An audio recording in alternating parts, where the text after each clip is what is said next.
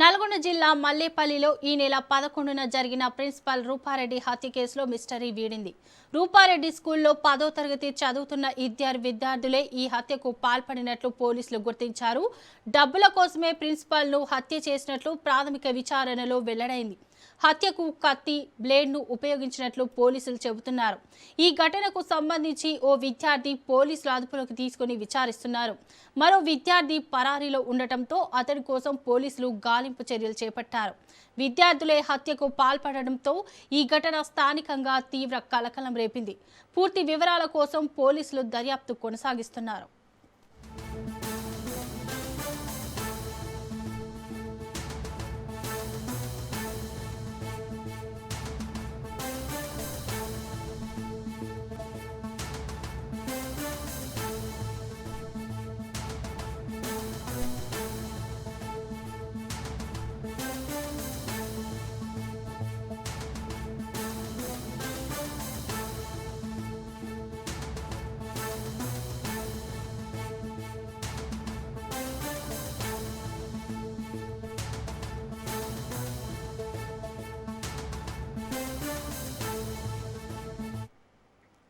నల్గొండ జిల్లా మల్లేపల్లిలో ఈ నెల 11న జరిగిన ప్రిన్సిపల్ రూపారెడ్డి హత్య కేసులో మిస్టరీ వీడింది.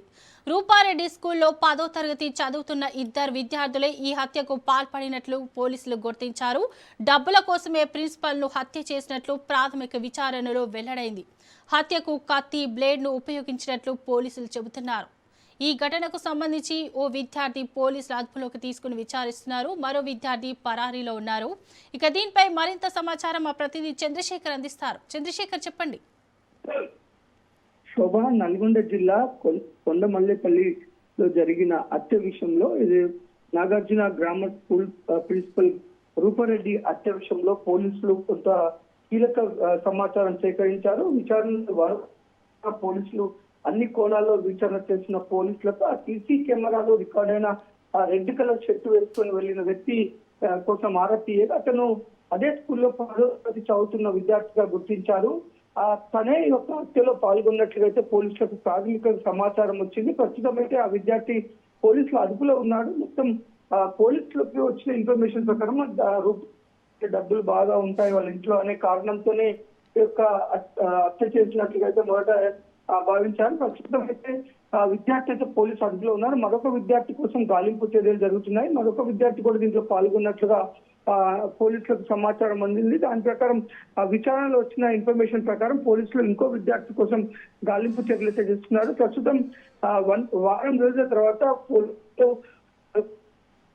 అయితే రూపారెడ్డి హత్య కేసు ఒక ఛాలెంజ్ గా మారింది. వారికి హత్యకి ఎవరు పాలు పంచుకున్నారు అనేది తెలుసుకోవడంలో పోలీసులకు చాలా ఇబ్బందులు ఎదురయ్యాయి. అసలుకి పోలీసులు కూడా కనిపెట్టలేని పరిస్థితి. దీనిపై ఇప్పటికే విమర్శలు వచ్చిన పరిస్థితి. ఈవెన్ మహిళా చైర్మన్ కూడా మహిళా కమిషన్ చైర్మన్ కూడా వీటిపైన ఘాటుగానే స్పందించారు.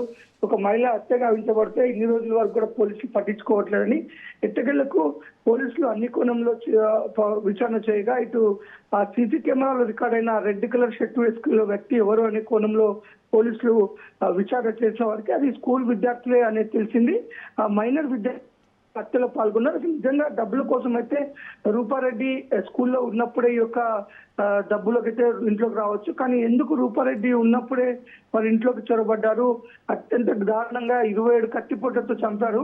కాబట్టి ఇదంతా డబ్బులేనా, ఇంకా మరేమైనా కోణం ఉందా? ఇది విద్యార్థులు ఇద్దరే పాల్గొన్నారా, మరికొంతమంది ఉండే అవకాశం ఉందనే కోణంలో కూడా పోలీసులు విచారణ చేస్తున్నారు. ముఖ్యంగా డబ్బుల కోసం అయితే రూపారెడ్డి లేని సమయంలో రావచ్చు, కానీ రూపారెడ్డి ఉన్నాకనే వచ్చారంటే అది మరొక కోణం అయితే ఉండొచ్చు అనేది కూడా పోలీసులు అనుమానిస్తున్నారు. పూర్తిగా అసలు రూపారెడ్డి హత్య గల కారణాలు ఏంటి, ఎందుకు విద్యార్థులు ఈ హత్యలో పాల్గొన్నారు అనే కోణంలో కూడా పోలీసులు విచారిస్తున్నారు. మరొక పరారీలో ఉన్న మరొక విద్యార్థిని కోసం కూడా గాలింపు చర్యలు చేపట్టారు. మొత్తానికి కూడా వారం రోజుల తర్వాత ఈ యొక్క హత్యకు సంబంధించిన మిస్టరీ అయితే వీడింది.